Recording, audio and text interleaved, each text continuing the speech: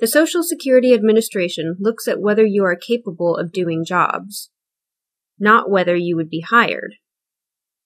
Thus, you may have to prove that you are unable to do jobs for which you would never be hired. In some cases, the medical findings about your condition alone will cause the judge to find you disabled. In other cases, the majority, we usually have to prove two items. 1. Your medical impairments prevent you from performing any significant job you've done in the past 15 years. 2. There are not many other jobs you are capable of doing considering your age, education, and work experience. Think about all the jobs you have had in the past 15 years and pick out the easiest one.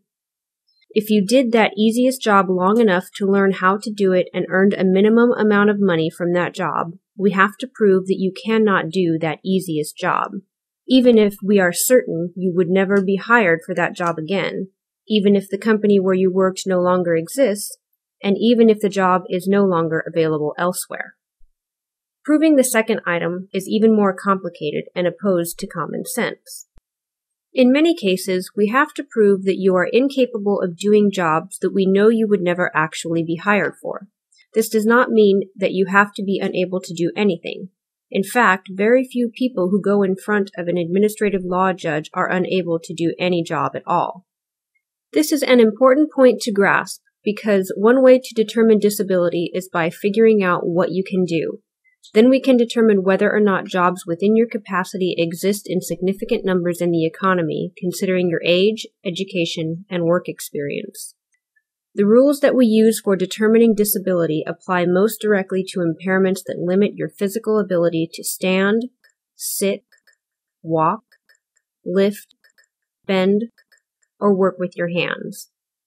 If you are unable to do certain kinds of manual labor, whether because of a back problem, heart condition, breathing problem, or some other medical condition, your lawyer will be able to look at the rules and figure out what you need to prove to win your case. Here are some examples. If you are under age 50, the general rule is that you must prove that you cannot do an easy sit-down job or even a job where you are allowed to alternate sitting and standing during the workday. You have to prove this even though you might not be hired for such a job. If you are age 50 through 54, the general rule is that you must prove that you cannot do light work, that is, work involving being on your feet most of the day and lifting up to about 20 pounds. Thus, even though you might still be able to do a sit-down job, a desk job, you can still be found disabled. If you are age 55 or older, it gets even easier.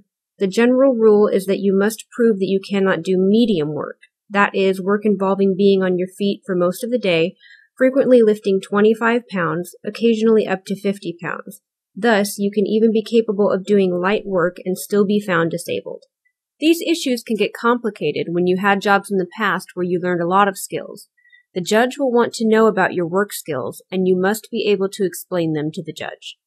How do we go about proving all of this? We do it at the hearing through your answers to questions from the judge and your lawyer.